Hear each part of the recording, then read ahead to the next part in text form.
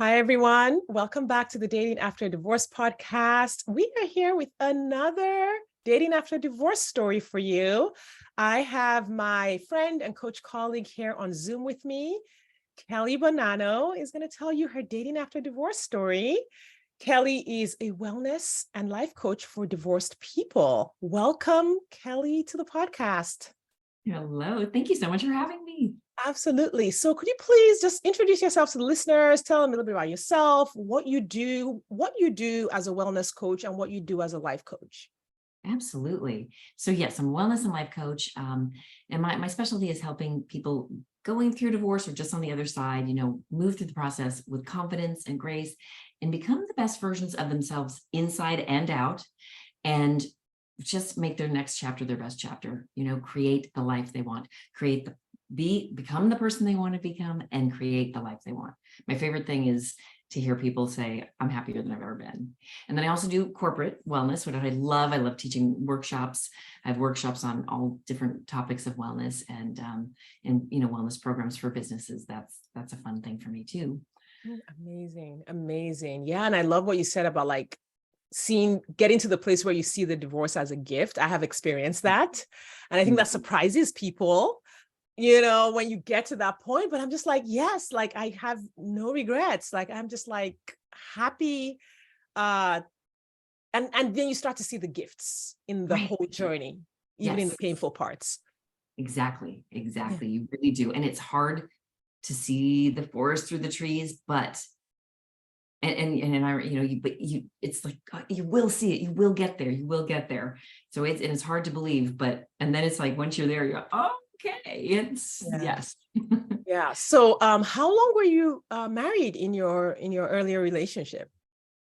26 years. Wow. That's a long time. How old were you when you got married? I was in my 20s, so I'm not super young, but yeah. Oh, yeah, but like 26 years is a long time. And I've heard a lot of those stories. I was in mine for 17, 20 years. By the time the ink dried on the divorce, I got married at 21. So do you know what was the precipitating factor for the divorce?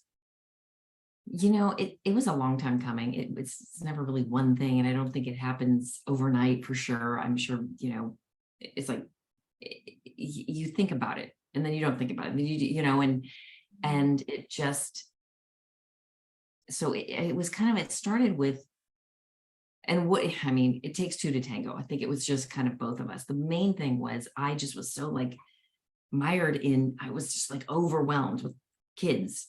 They're now 17 and 21, but when they were babies and toddlers, and I had no help.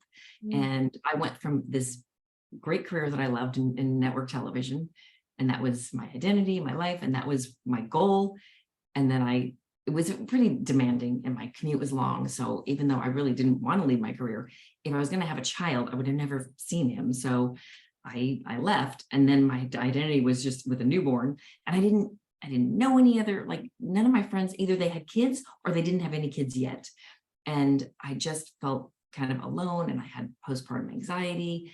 And then I, made some mom friends, but I kind of still felt overwhelmed, and I just kind of kept feeling overwhelmed, and I wasn't getting my needs met. Now I know, hindsight, and also since then becoming a life coach and a health coach, I know what I was missing and needing.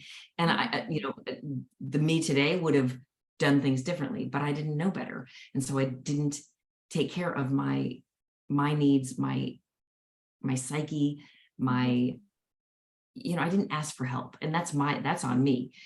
And I played the victim, and just like, I adored my kids. I loved my life, but I just felt like just had no time to myself. And I remember thinking, I just need some balance. And I love working. So I always tried to do something, even if it was part-time, so I wouldn't have to, because we went down to from two incomes, and I was the breadwinner for a little while. And then and then he started making enough money that we could go down to one income, but it was tight, especially in Southern California. Maybe somewhere else in the world it wouldn't have been tight, or in the country. But so, finances were tight. We didn't really have money for babysitters. And so we didn't do date night. We didn't nurture us. And I just felt like I didn't have even the wherewithal, to nurture. And so that's where the first breakdown came. We didn't nurture ourselves, and we didn't make each other a priority. And kids were the priority, especially for me. I was a stay-at-home mom and everything, and then I just, I think we both kind of just started slowly but surely falling out of love. And then it was kind of slow, and then we tried to make it work, and then finally there was a point where it was just, there was no turning back. But we live in Southern California. We really couldn't afford to have two separate homes here. Yeah. I mean, it's expensive enough anywhere. And then in Southern California, it's like, oh yeah. And then, rents are higher than a mortgage if you have a decent mortgage, and we have a nice house, but we have low rates. And so, I'm still in the house now, and my mortgage is less than his apartment, even though because of, the rates and when we bought the home and everything. So, and it just got to a point where we weren't happy. Then we were fighting, and it was not good. Fighting bad, in that I regret that we fought too much in front of the kids. It was not a good situation. And I finally came to the point, and I was on a real personal development, personal growth period after that point, when my kids kind of got to school age, and I could kind of take a breath, and I started focusing on myself and focusing on my spirituality. And, I kind of discovered Marianne Williamson and Gabby Bernstein, and really just opening up my world and my view to a lot of the things that I already had in place at my core. Like I was, gratitude was even since a little kid, I've always like gratitude first and thanking God. Like all my prayers are always thanking God and counting my blessings. But I felt like I kind of lost sight, and I wasn't living in the moment. And even when I wasn't and frazzled, I remember thinking, I'm going to miss when they're little, and I'm going to miss this. And I slow down to take a beat, but then you get caught up, So when I started really the journey of bettering myself and just kind of rediscovering myself, I thought, I cannot change anything else or anybody else, but I can change how I view things, how I perceive things, how I act, how I react. And then it helped. And he did his own work too. And then I suggested, listen, we were kind of living like roommates, and we really didn't have a choice. And that kind of sucked, but I suggested, let's go to therapy so we can at least live copacetically, because we can't have this animosity, we can't have this bad situation if we have to live together. And that definitely helped. And also just us working on ourselves helped. And we got to a point, but it wasn't perfect. It still wasn't the ideal. I mean, we still fought, we still had issues, but it wasn't, so it wasn't ideal, but at least it wasn't volatile, because it got volatile there for a little while. So at least we, my kids had their both parents in the same home, and we kind of plugged along. And, I mean, when we finally made the announcement to my kids to get divorced, my oldest was like, well, you should have gotten divorced 7 years ago. I know. You say that now, but your little self 7 years ago might not have enjoyed that. Yeah. And at least they had us both in the house together. And I think there were a lot of good points to be still together, or, I think that's something to be really proud of, that both of you were able to work that out to get the outcome that you both wanted, which was, hey, let's hold it together for a minute. It was the best solution at that point. And I think for children, and just seeing people getting along is good for them. It's just good for them, no matter what. It's, so I think I just hope you're proud of yourself for, making those choices for you that worked for you. Thank you. I am. And, they didn't always see us get along. It wasn't always roses, but it was much better. And it wasn't, and also even in the happiest of marriages, there's conflict, and, so then when we finally kind of, and then the pandemic hit. So it's kind of like, well, where are we going to go anyway? We all have to just sit at home for this period of time, or whatever's going on. And life was sort of on hold, and the world was all on hold and crazy. So it really made no sense to divorce then and to pay for two different places to live where we're just going to be sitting at home or what have you. But then, as things kind of started opening up, and we saw obviously the pandemic was, things were kind of normalizing a little bit, even though different parts of the country and the world were different. We started mediation. And that's the nice thing too, is because we did the work, we were able to get a mediator and be very amicable. And it was so much better and so much more economical than having two attorneys and being volatile. And so that was another thing, because of what we did when we finally were ready to, it was a more peaceful resolution. And now we're completely amicable, and I'm in a wonderful, loving relationship. And so is he. And I'm so happy for him. I want that for him. Yeah. That's amazing. That's amazing. I love that. I really, really love that. In situations where that is able to happen, oh my gosh, it's like so good. So good. So it definitely took the work. Like, you got to do the yeah. work. This is what I help my clients with. It's like, okay, because it doesn't happen just by wishing. Oh, 100%. And that was going to be my next question, was like, divorce always comes with grief. Like, where did you process your grief? Was it while you were still in the marriage, knowing that, okay, this is ending at some point, or did it hit you after? A little bit of both. I went through such stages, and there were some points where I wanted to be free and live my life and start my next chapter. I got, I would get impatient and just like, and then I thought, well, you know what? I am good. I mean, we had a great marriage. It doesn't, like, there's no shame in divorce, and it doesn't mean that the marriage was horrible or not meant to be. We have these amazing kids, and we did have a lot of love for many years. And so I just kind of processed and kind of, tried to get myself prepared for it. And I realized, and I kind of also decided, you know what, I'm going to appreciate while we're here. Okay, so we can't divorce. So I'll just appreciate what we do have and appreciate the good parts of him. And, we went on family vacations, and you know what I mean? So I just kind of really thought, well, I'm not going to have this. And so I'll appreciate what I do have.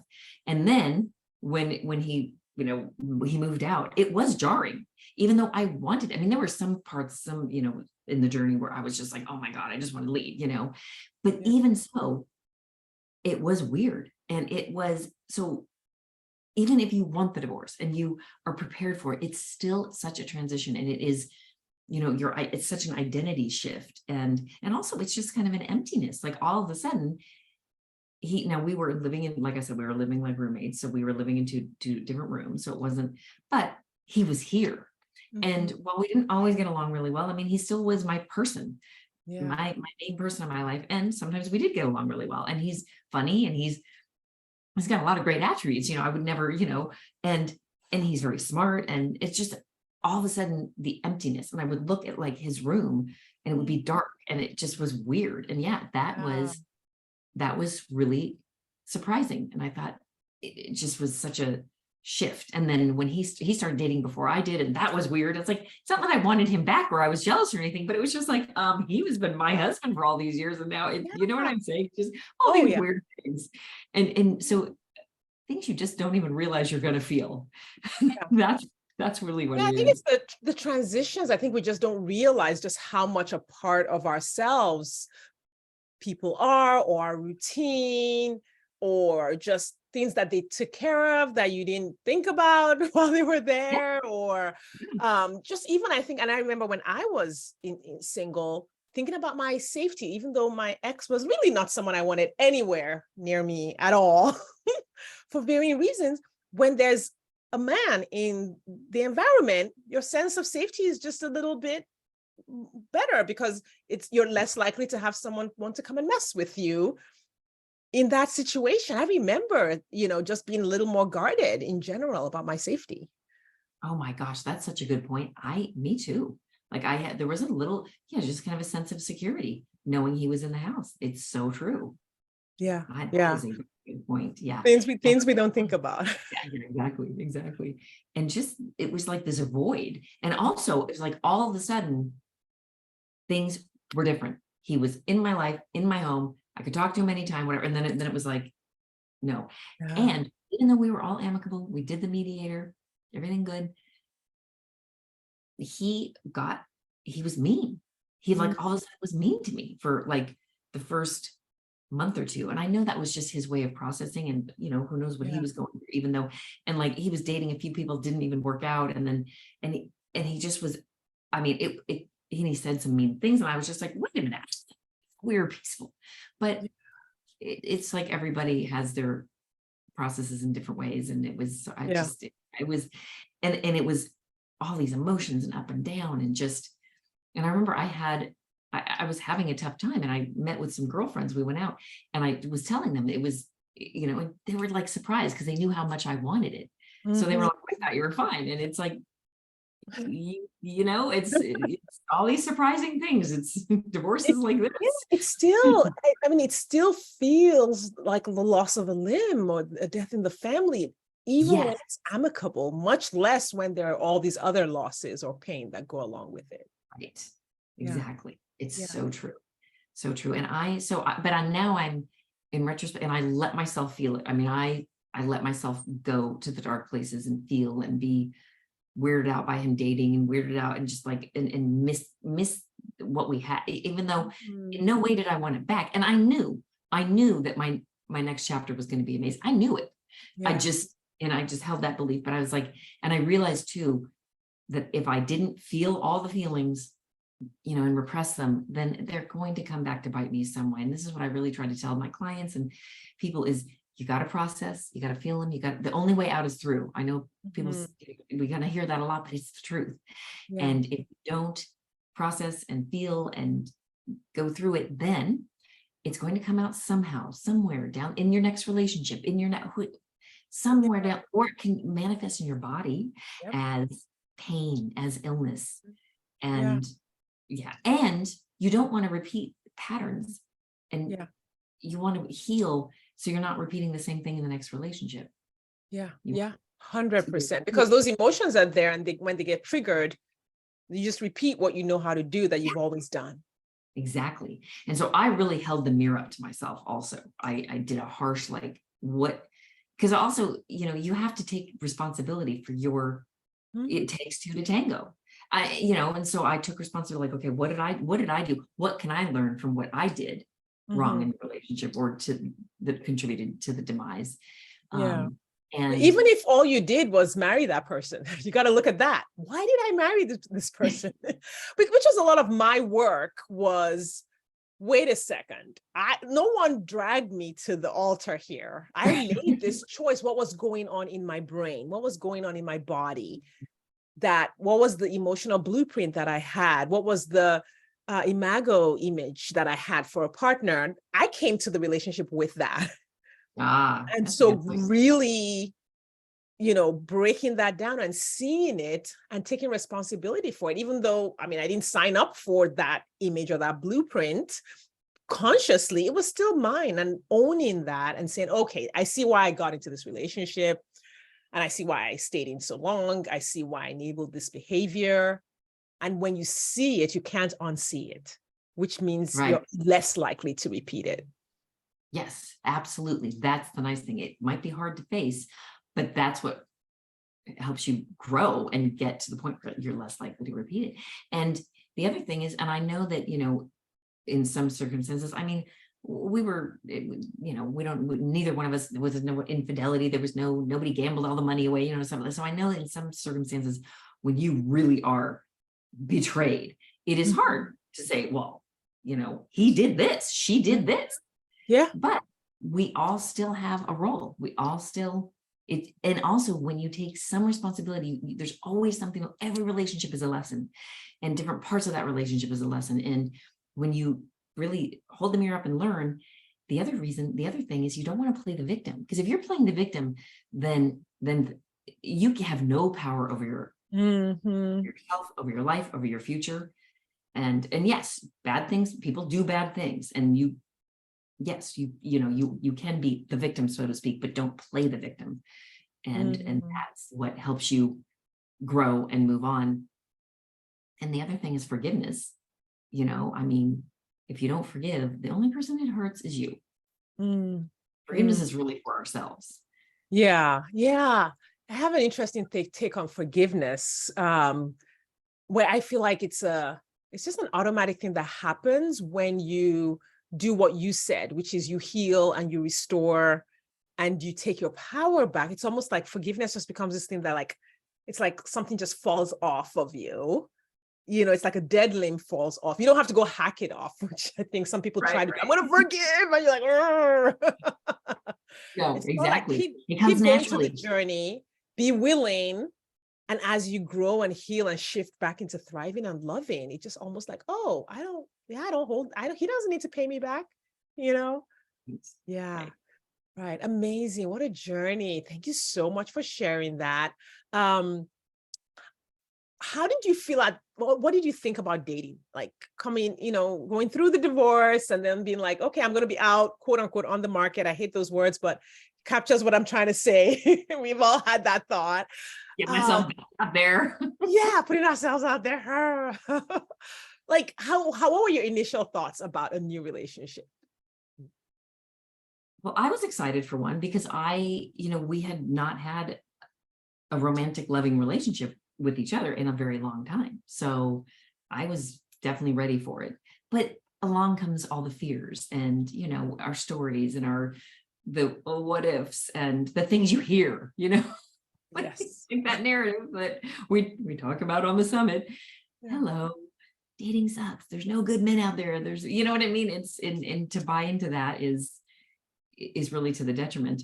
Yeah. So, and actually, you mentioned the summit, and I just want to plug the summit right now since it's come up. right. So listeners, Kelly, in the next week or so, is hosting a summit for divorced women. And it's got a ton of speakers. I am one of them. So I have a session in there on dating that you will love. Like she pulled some stuff out of me that I was just like, oh my God, this is so good.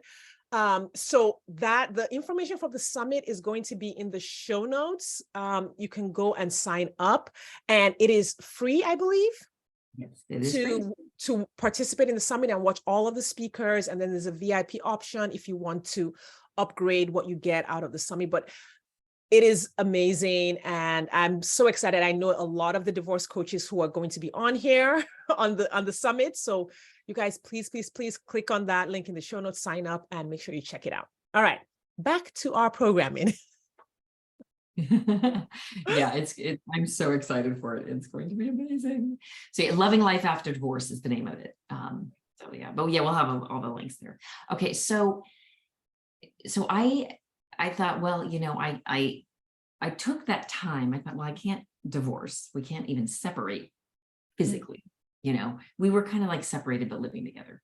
But I couldn't. And I thought, well, what can I do? I can work on myself. I can get myself prepared. I can do, I can do those things. And so that's what I did.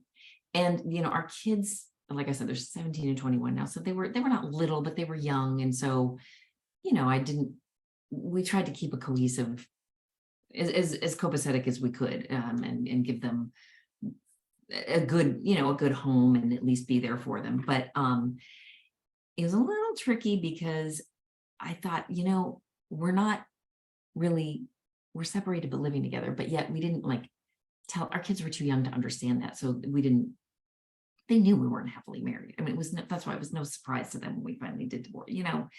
So, but I just kind of, in the therapy, I thought we deserve to do what we want to do. And so I said to him, I said, listen, we're not, I'm a traditional married couple, but, I think we should be free if something comes up. So we were kind of able to date. He thought it was a little weird, but we didn't really have it wasn't like we would cheat on each other because we weren't, you know what I mean? It was like this weird gray area. Yeah. And I know there's a lot of people out there that are living like this because they can't afford to get divorced or whatever, or whatever. It's so many reasons. They can't afford 2 places.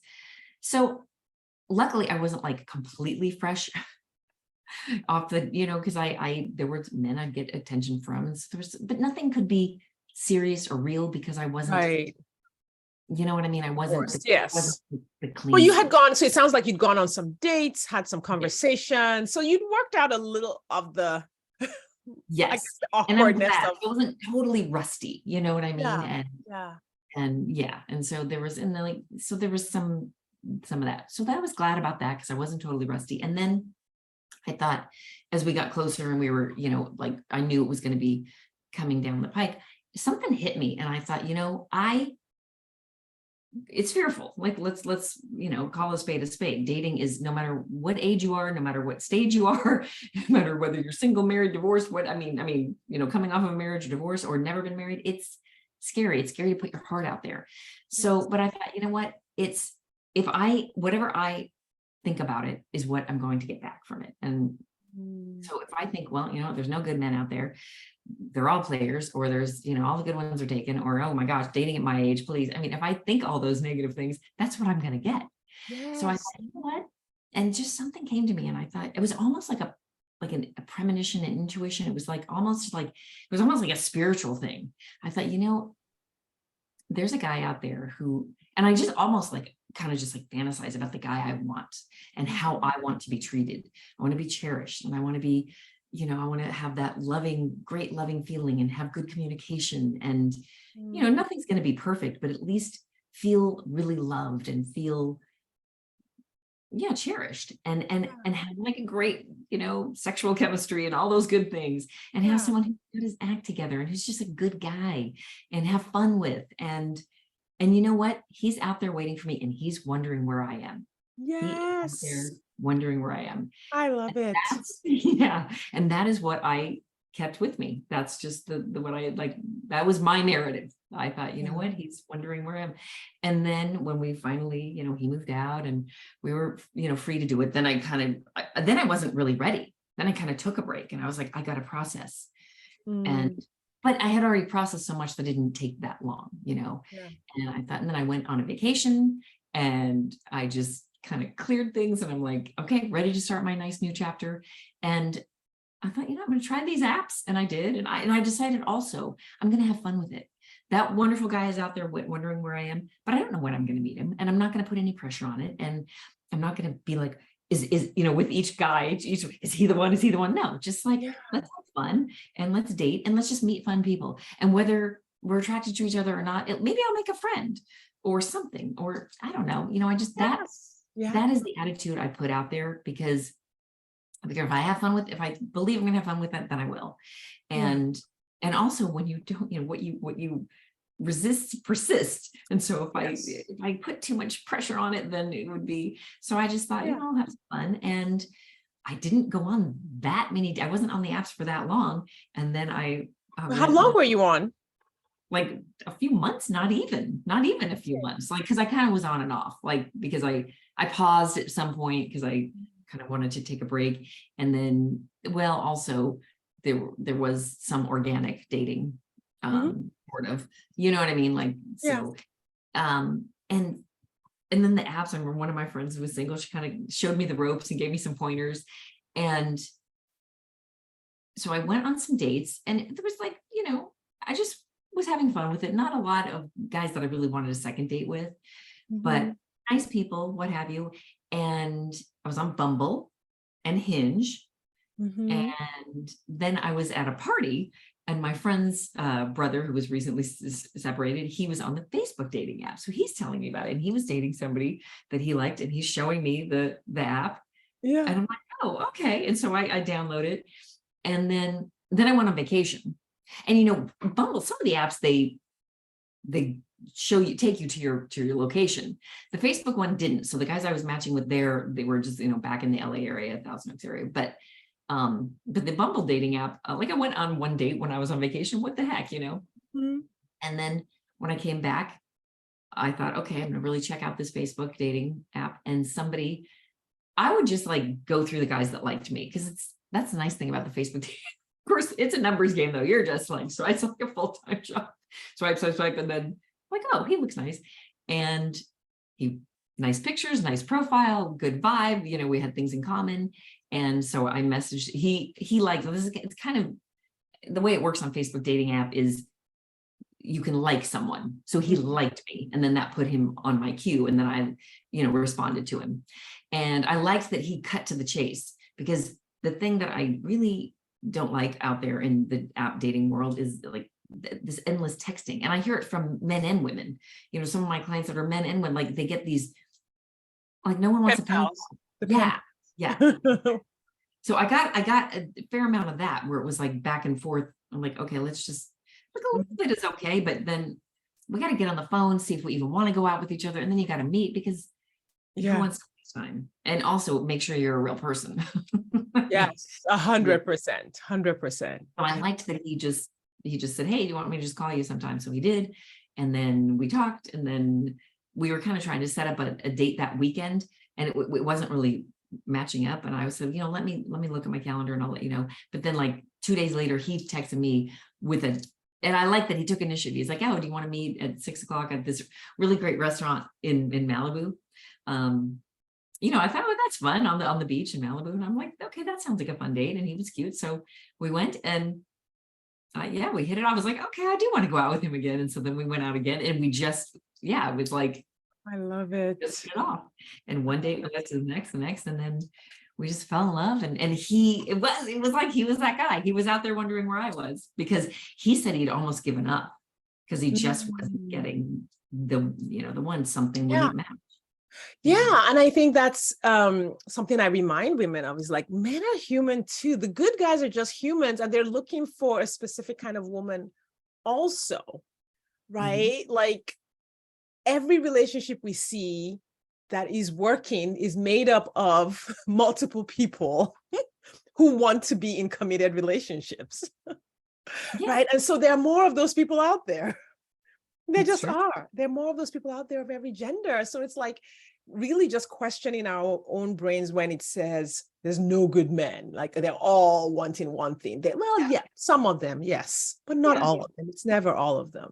right. So I was gonna ask you, like, how did you know? Like, because at a certain point you had to be like, okay, yeah, I'm gonna go on more dates with this guy, and he's the one down the line. Like, we're talking now. You've been together about a year. When did you know he was the one? That like, okay, I've checked out all the red flags and the green flags and all the things, and he's the one. It's interesting. After it happened fast, and also, we kind of got exclusive sort of soon, within a month. Mhm. And well, we were technically exclusive because neither one of us dated anybody else from the minute um, and so, well, I think actually he went on a date the day after he met me, but it was already planned. Like he had already Yeah. planned to go out with her before he even met me. So he didn't cancel on her, but he wasn't interested in her. So he never went out with her again. Lucky me. Wow. And and then so we just, I could just tell. We just kind of kept getting drawn and drawn and drawn, and it just felt right and then it was interesting. About 2 months after dating, I felt like I was falling in love, and I'm like, and then I kind of thought, should I be dating more? And then my friend was like, this is what you're looking for. And I thought, what, this is what I'm looking for. And it just felt right. So I was like, I'll just go with it. And I had this, like, I was driving up. He lives in the LA, West LA area, and I live kind of just right outside, like in the suburbs. So we're not. It's like a 40-minute drive. It's not that bad. So I was driving home. It was this like beautiful day, and I don't know. I just felt like this like love, and when I was with him, I just felt like I love this man. He's such a good guy. He's a very good guy. Integrity. This is what I was getting from my intuition, and then he's very romantic, and then so he was so cute. He celebrated our 2-month anniversary, and we went to the same restaurant that we went to on our second date, and he went there before we went there, and he like set up the table, and he had like a bottle of wine and a picture of us in a frame that I mentioned that I liked.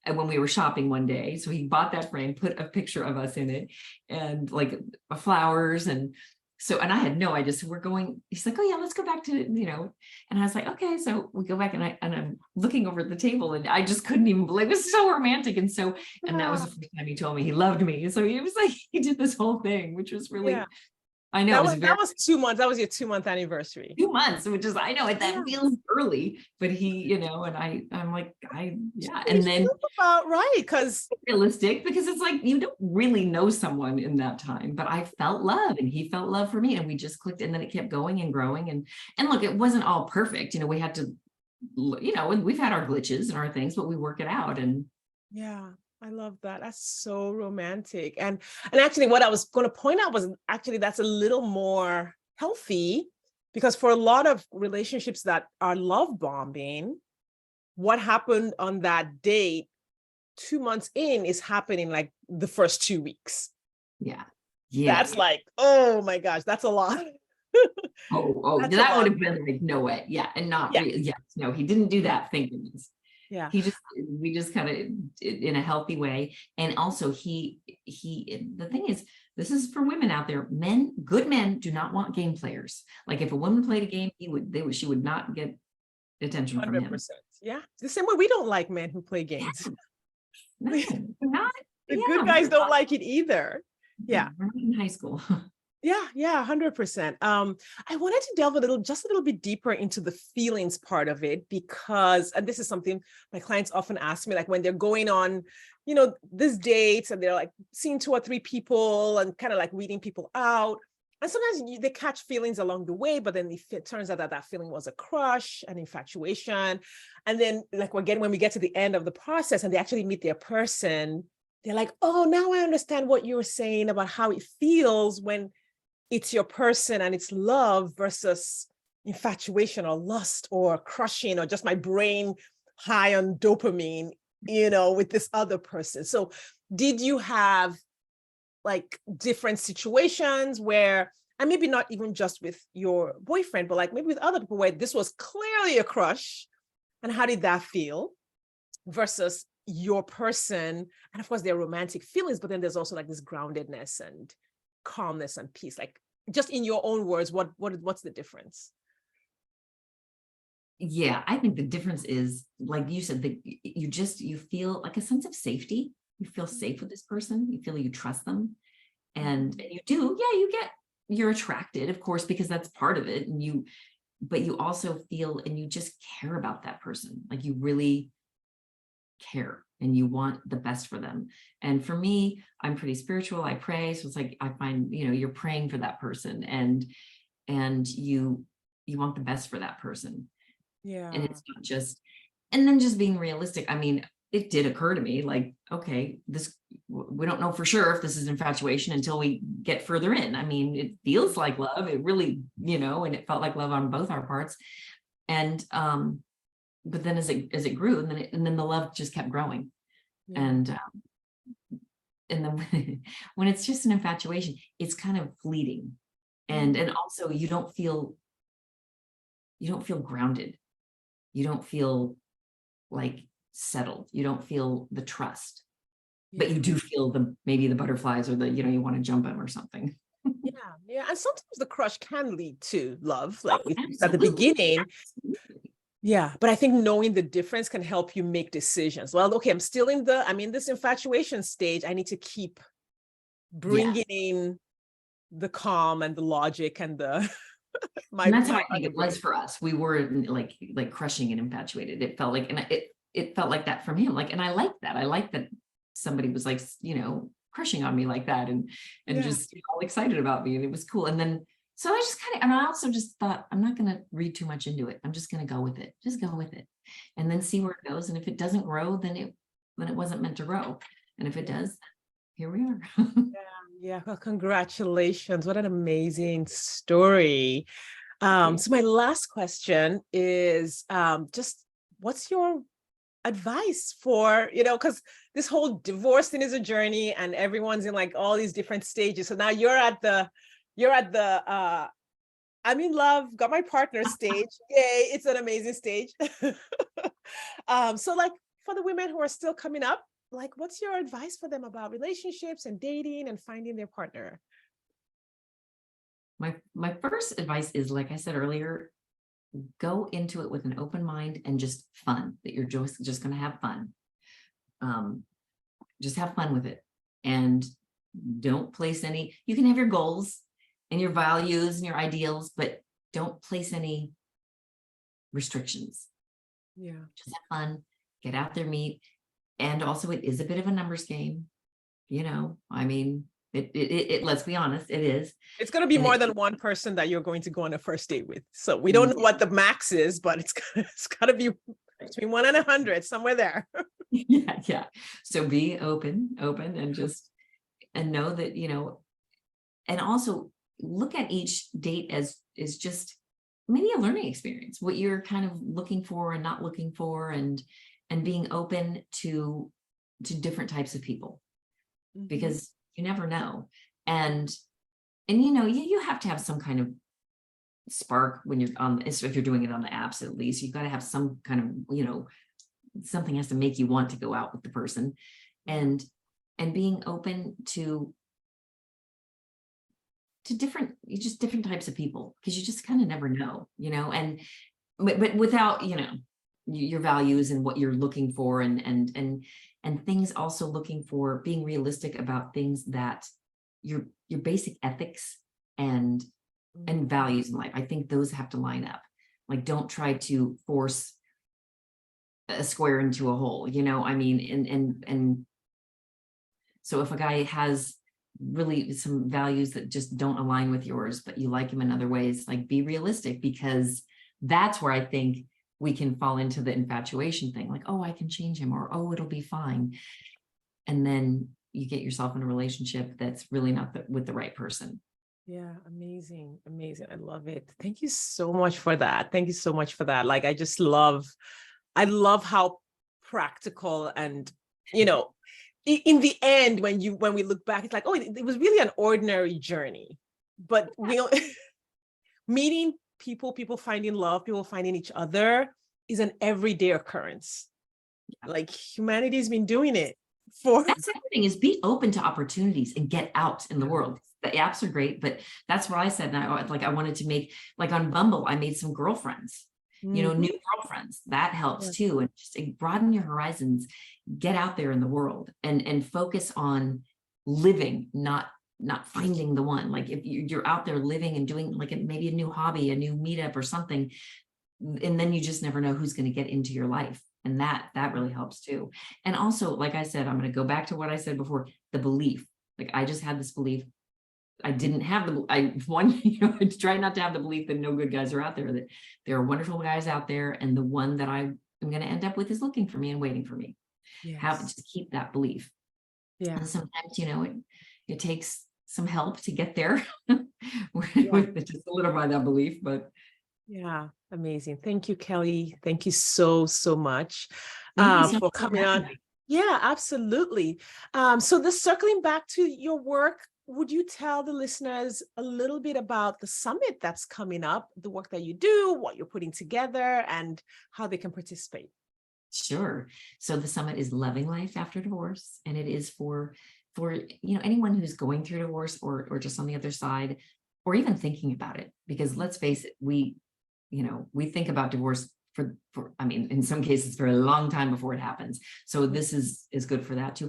And even if somebody's been divorced for a long time, but they're feeling stuck, they're still having trouble moving forward, they're not at that point where they're saying, I'm happier than I've ever been. Like, that's my mission for my clients, for people. So when we have so many great speakers on all kinds of subjects that are going to be pertinent to you, like dating. I'm so glad. Oh gosh, our conversation's so good. Dating, dealing with finances, dealing with betrayal, infidelity. We've got some of that, co-parenting, and just wellness, and creating a life you want, like ways to get unstuck, and move forward, and just to open up each speaker gives you just so many great insights and different perspectives to open yourself up to really getting to that next chapter, and moving forward with love and confidence and grace, and putting the past behind you, Yeah. Yeah. and having it's that light at the end of the tunnel, getting there, and being like where we are. It's so easy to say, oh, believe me, it's going to be great. But if you're not there, it's so hard to believe. So with this summit, I really want to give people hope. And yeah, we have like over 25 speakers, and Um, you're going to find some people that you resonate with, and then the advice you're looking for. And then you can kind of pick and choose which talks you want to go for. And yeah, it's completely free. So the URL will be in the the show notes. The show And then notes. also people can find me on kellybonanno.com, Bonanno. It's a tricky one to spell. And then Kelly Bonanno on Instagram as well. And I also have I have free resources on my site. Like I have a good free guide that it's bad advice that keeps you stuck in the pain of your divorce. Like that bad advice, I think we talked about it on the summit where Yeah. the rules, like the bad rule of, for every, I think you mentioned something. Yeah, but it was 1 year. Stay single for 1 year for every 3 years you were married, and don't date. And of course, it took 20 years. So mine was 20 years. So I would have had to force myself to stay single for 6 years after my divorce to follow that rule. Yeah, that's insane. No, you got to No. date when you're ready. You shouldn't date until you're ready, but no. Yeah. And the other thing I will say, and I think we mentioned this on the summit, is, you got to get yourself out there, and you're probably ready before you think you're ready, but you do need to do the work to be ready so you don't repeat patterns. And yeah, 100%. Wrong person. 100%. Yeah. Thank you for your work with divorced women. I'm always saying, we're still an underserved community. So I just love that you're putting the summit together and that you're doing this work. So, again, thank you for the work. Looking forward to, seeing the summit. It's coming up. So then in the next week or so, all of you just go, you have the dates. We know the dates are. The summit starts on September 25th. September 25th. Yes. So that's the start date. So make sure get direct access. Yeah. So make sure you register and join in the summit. Kelly, thank you so much for your time. Thank you for your story and your advice on the podcast. I really appreciate it. My pleasure. Thank you very much for having me. Absolutely. And listeners, we want to thank you for your time and attention. Please check out all the resources in the show notes, and we will see you next time.